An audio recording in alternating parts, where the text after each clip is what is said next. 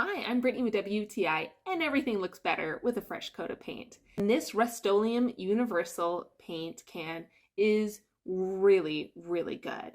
The reason why I like this one the most is because I am not that coordinated, and whenever it has one of those caps, for some reason I have a really hard time getting those off. So when I saw this, I really liked it because it has a guard to stop you from pressing the button and spraying, and it's easy to slide off. You almost can do it with one hand. This works with so many different surfaces. It works with wood, metal, plastic, and even masonry material.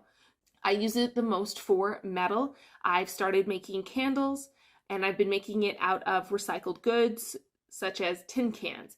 Tin cans by themselves aren't that beautiful, so I thought if I put a little handle on the top and paint them white, they can turn into a really nice container. So it takes this unextraordinary little tin can and turns it into something really pretty that you can have in your house. So this has helped me a lot. It comes in different colors. I really like the satin because it's not too shiny, but gives just enough of a sheen to make it look classy. So I really, really like this. If you have any painting needs, this is a paint and primer in one. I think this is such a good brand to go with because it covers so well, so clean, and the colors are really nice and high quality.